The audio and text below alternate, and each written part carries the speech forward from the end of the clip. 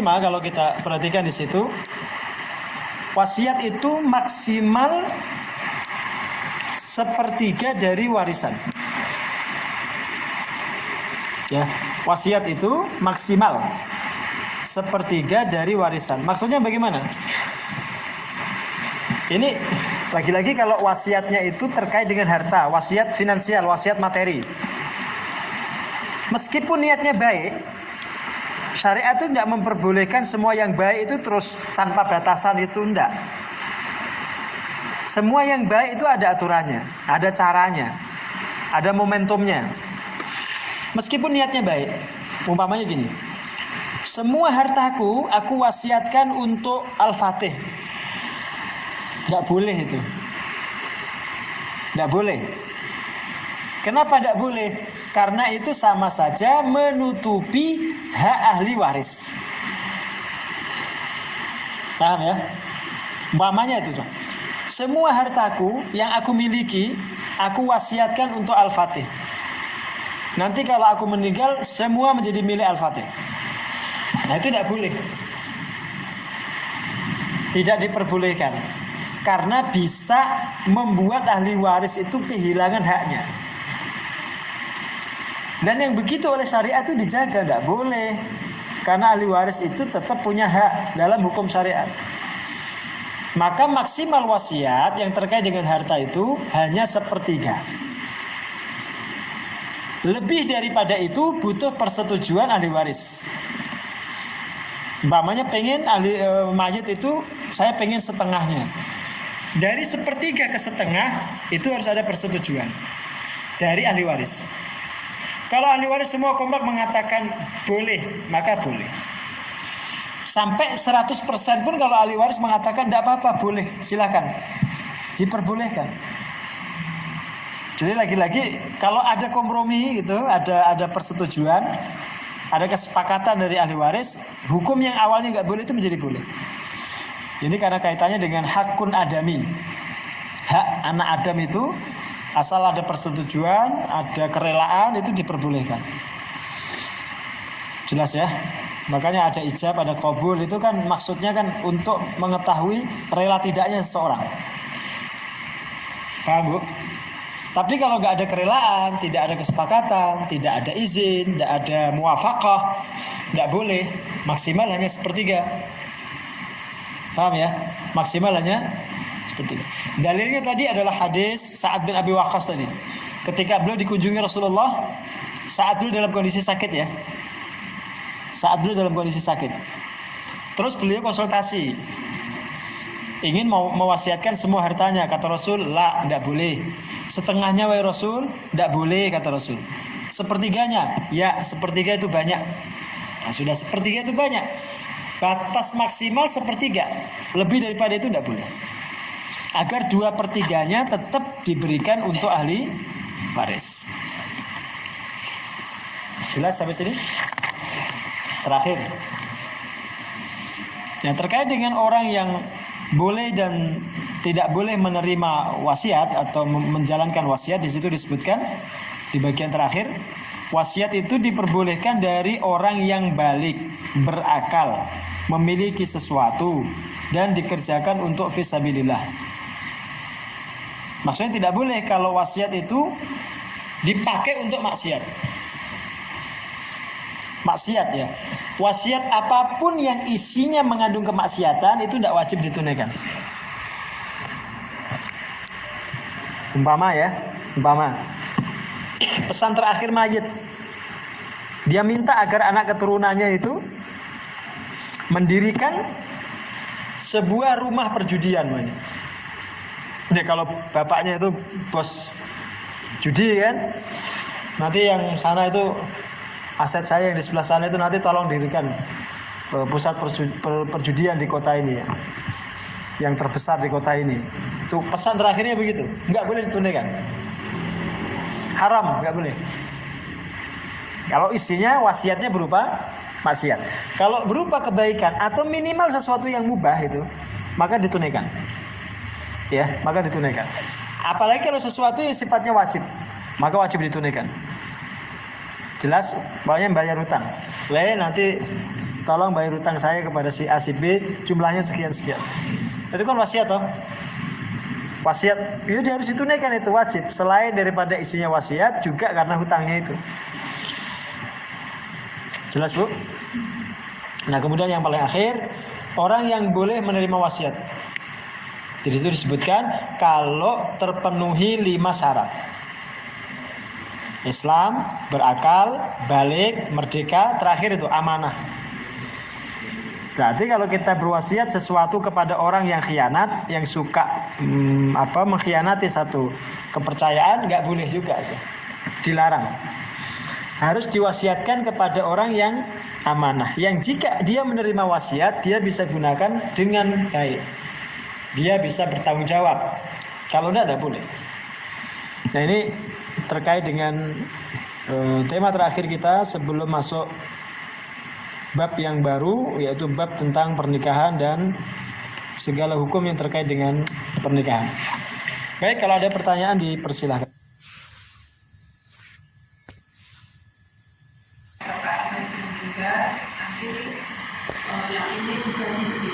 Oke. Oke. Itu yang disampaikan itu adalah warisan gaya, maksudnya yang punyaannya orang tua itu. Kalau semua sudah dibacakan berarti tidak ada warisan yang dibagi.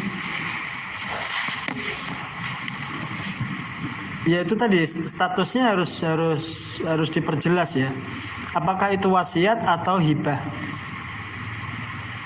Namanya mayit atau calon mayit ini punya banyak aset. Punya tanah 5 titik. Punya rumah 5. Gitu kan? Terus punya kendaraan. Punya uang tunai di bank sekian juta. Umpamanya. Terus mayit itu membagi-bagi asetnya itu untuk ahli warisnya, untuk anak-anaknya lah. Udah dibagi rata, tuntas 100% habis.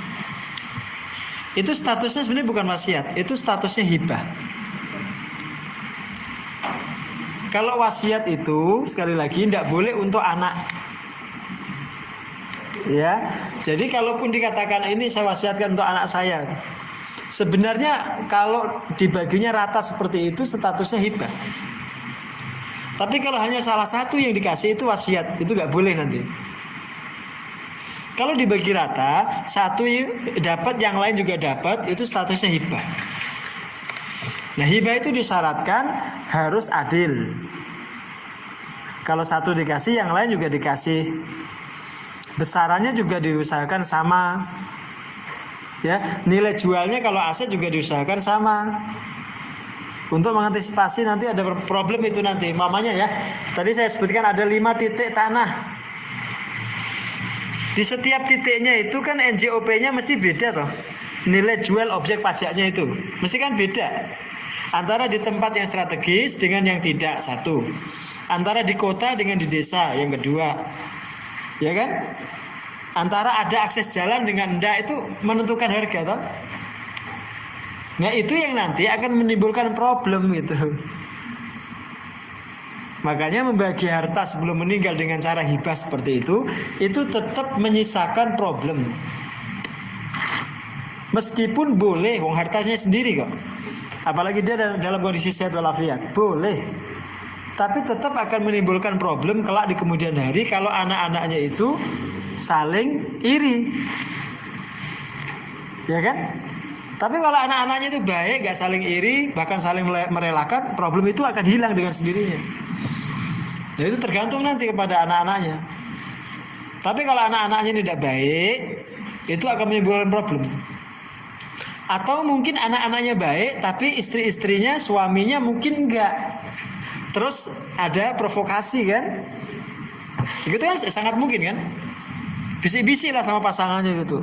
Kok ayah dapat tanah yang di sini udah tempatnya angker, umpamanya ya. Terus jauh dari kota gitu kan, pinggir kali misalnya. pikir kuburan gitu kan. Nah, itu pasti akan ada problem itu nanti. Terus dipikirkan oleh suaminya, dia mikir, oh iya ya, ternyata aku diakali gitu kan.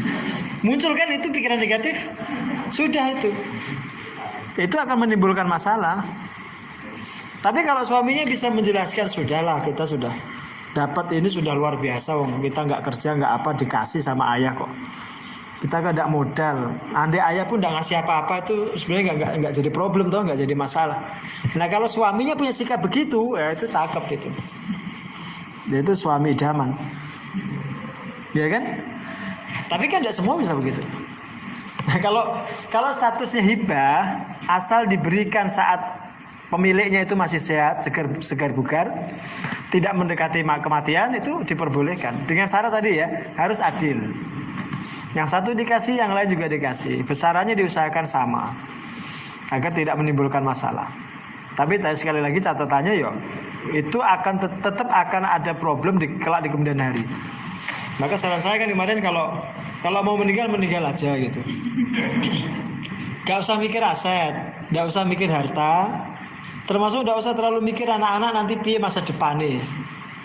Karena masa depan anak-anak kita itu bukan urusan kita. Coba lihat orang tua kita itu setelah meninggal, mikir kita enggak? Saya tanya jenengan. Orang-orang tua kita yang sudah meninggal orang tuanya, ayah saya sudah meninggal. Kira-kira sekarang ini ketika ayah sudah di alam barzah itu, ngurusi saya enggak? Mikir tentang masa depan saya? Enggak kan? Iya toh, tapi kan tetap ada rezeki, tetap ada kemudahan, diberikan fasilitas. Ya kan? Diberikan berbagai macam kemudahan. Nah itu juga yang kita bayangkan untuk diri kita dan anak-anak kita. Jangan membayangkan yang sulit itu loh. Gue piye anak-anakku kesulitan makan. Nanti gimana kalau anak-anak saya itu kesulitan rezeki. Itu pikiran yang terlalu terlalu negatif.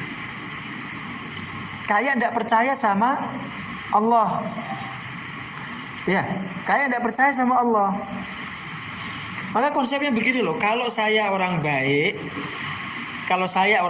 itu justru tandanya nanti anak-anak saya itu tidak akan terlantar. Ya, kalau orang tua kita itu orang baik, itu tandanya anaknya diurusi sama Allah.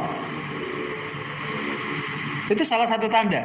Karena ada ayat tuh, "Wallahu yatawallas sholihin." Allah lah yang mengurusi urusan orang-orang yang saleh. Itu kata para ulama, termasuk dzurriyyatnya, keturunannya itu yang ngurusi Allah, bukan orang itu. Karena orang itu mesti akan mati, meninggalkan dunia. Yang ngurus anak keturunannya itu Allah. Dengan caranya. Entah dimudahkan dia dapat pekerjaan, atau dapat suami atau pasangan yang baik, yang soleh, ya, dan seterusnya. Itu cara Allah. Justru begitu. Makanya kalau mau meninggal saja. Bahasa saya kan kalau arep mati wae. Orang saya mikir nanti masa depan anak saya bagaimana tuh. Enggak usah terlalu dipikir. Masa depan anak kita ya urusan Allah. Tugas kita itu adalah memaksimalkan ikhtiar saat ini. Dah. Apa yang bisa kita maksimalkan saat kita masih hidup, itu saja tugas kita. Mendidik mereka. Ya, menyambung estafet perjuangan, memberikan warna yang baik untuk anak-anak, udah, memberikan bekal ilmu. Selain itu sudah serahkan sama Allah. Makanya kemudian soal aset yang kita miliki atau harta benda yang kita miliki, udah itu tidak usah terlalu dibagi atau tidak usah terlalu dipikir dulu, nggak usah terlalu diurus dulu lah. Ya, saatnya mati aja. Kan sudah ada hukum waris. Justru kalau kita itu hakul yakin, benar-benar yakin dengan hukumnya Allah, tidak perlu kemudian kita bagi sebelum meninggal. Nggak perlu, udah, itu urusan Allah. Wong harta itu aslinya milik Allah kok. Kita tinggalkan kan kembali kepada Allah. Dan Allah itu baik sekali. Meskipun kembali kepadanya, diserahkan juga pada ahli waris kita kan. Bahkan dibagi dengan detail itu. Bagianmu sekian persen, bagianmu sekian, bagianmu sekian. Oleh Allah sudah dibagi, sudah disiapkan hukumnya, itu perangkat sistemnya sudah ada. Ini kurang baiknya apa itu? Masa kita terus nggak percaya itu dengan cara Allah membagi kan? Itu ada kesan begitu. Kalau kita mau ini ya, mau agak dalam itu bahasa itu. Ada kesan kalau orang itu sudah mewasiatkan harta-hartanya sebelum meninggal, itu ada kesan kurang yakin dengan pembagian Allah itu, atau kurang yakin dengan hukum Allah. Kesannya begitu. Ya meskipun tidak semua kita bisa hukumi begitu ya. Ada kadang kehati-hatian, ada kadang-kadang ya karena pertimbangan tertentu. Dan problem yang lain biasanya posisi istri itu kalau dihibahkan begitu, itu posisi istri biasanya malah nggak dapat bagian. Karena yang diingat ayah itu hanya anaknya, istrinya enggak. Itu problem. Saat suami itu punya istri, perhatiannya tuh full untuk istrinya. Saat dia punya anak, untuk anaknya. Saat punya cucu, untuk cucunya. Istrinya, anaknya dilupakan. Jadi kan tidak usah cemburu, memang begitu. Tapi saat dia masih pengantin baru, masih berdua, belum punya anak, itu istrinya itu sangat diperhatikan betul. Kemana-mana kalau jalan digandeng, takut hilang. Ya, meskipun jalannya pelan, lambat, tetap ditungguin. Iya benar, tetap ditungguin, digandeng. Tapi setelah punya anak coba, jarang ada suami yang gandeng tangan istrinya. Ya, kalau jago, men kita wong. Kalau pas jalan-jalan ketinggalan tuh malah diamuk. Lambat jalannya. Iya kan? Malah dimarahi karena lambat jalannya itu. Berubah karena sudah punya anak, perhatiannya itu tertuju sama anak. Nanti kalau punya cucu, ke cucu begitu. Itu psikologi laki-laki, Bu. Nah, itu enggak perlu jenengan cemburu, yang begitu. Pikiran laki-laki itu begitu. Itu bukan karena enggak sayang jenengan, bukan. Bukan. Karena laki-laki itu punya mental fokus. Dia kalau sudah fokus pada hal tertentu, itu tidak akan ingat yang lain. Tak laki-laki.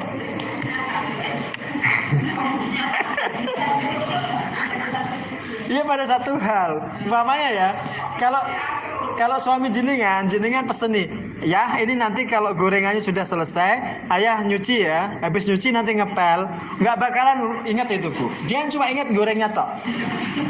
Nyucinya lupa, ngepelnya lupa. Ya, nggak bisa. Tapi kalau istri itu bisa.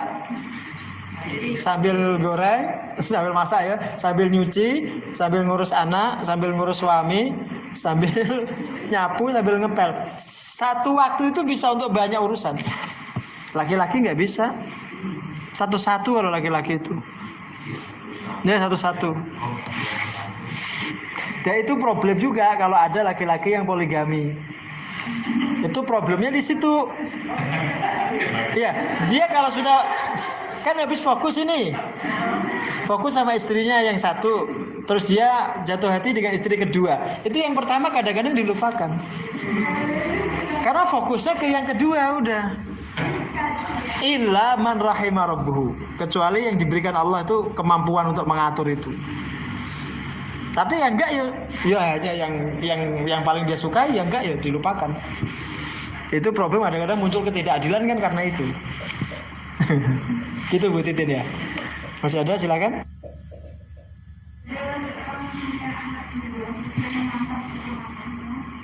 Punya anak 2, ngangkat keponakan jadi anak angkat. Terus sampai kuliah selesai, dibiayai semua.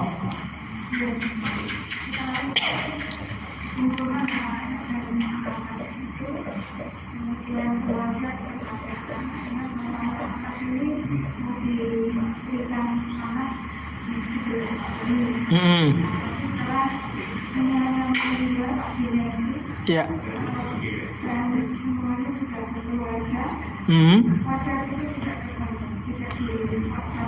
Wasiatnya tidak terlaksana.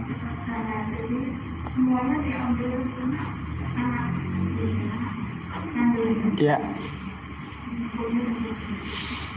Dilihat apakah aset yang diwasiatkan itu melebihi sepertiga atau enggak.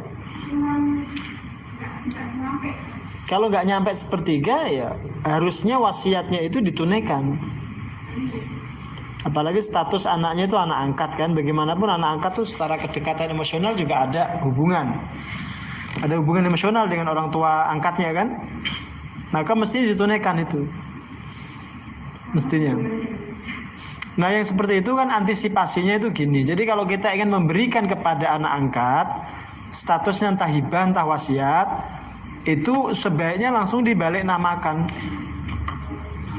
Ya jadi tanah ini saya berikan untuk anak angkat saya, langsung diproses, diurus. Surat-surat tanahnya, akte notarisnya diurus semua. Itu jauh lebih aman. Kalau sudah diatasnamakan anak angkat, itu sudah tidak bisa digugat secara hukum. Tapi kalau belum, ya kembali kepada bukti dokumen toh. Kalau dokumennya itu semua atas nama orang tua meninggal, statusnya jadi warisan. Maka di mata hukum ya anak-anaknya itu tidak salah. Karena memang status tanahnya itu masih atas nama orang tuanya. Ya, itu kalau bicara hukum. Tapi kalau bicara kekeluargaan, anak angkat itu bagaimanapun kan ya keluarga toh. Itu kan bisa dibicarakan. Ya oke, dia nggak mendapatkan sebanyak wasiat orang tua, tapi mungkin diberi lah. Nah itu bisa dikompromikan toh. Bisa dibicarakan.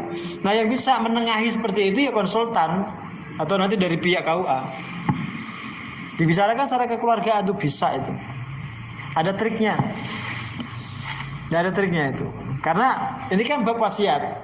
Wasiat itu harus ditunaikan kalau sudah terucap begitu, apalagi ada saksi kan, harus ditunaikan.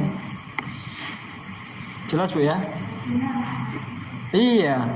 Itu kewajiban anak-anak untuk menyelesaikan atau menunaikan wasiat orang tuanya. Kalau sampai nggak ditunaikan ya anak-anaknya berdosa.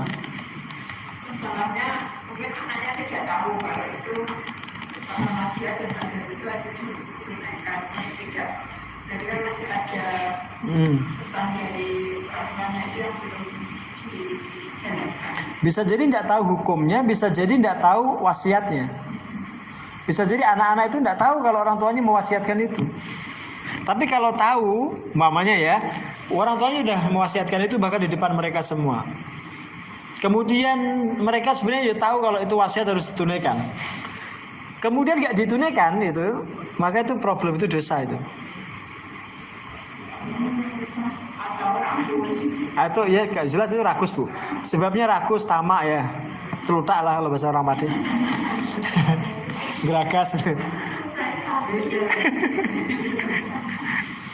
Ya kalau itu kan sebab ya, sebabnya ya karena rakusnya itu. Ya hukumnya dosa, nggak boleh ya gitu. Karena wasiat itu wajib ditunaikan. Kalau sudah terucap itu wajib ditunaikan. Yang hukumnya mubah tadi kan mewasiatkan sesuatu itu hukumnya mubah. Tapi menjalankan wasiat itu hukumnya wajib. Selama wasiatnya itu baik. Jelas? Masih ada? Silakan.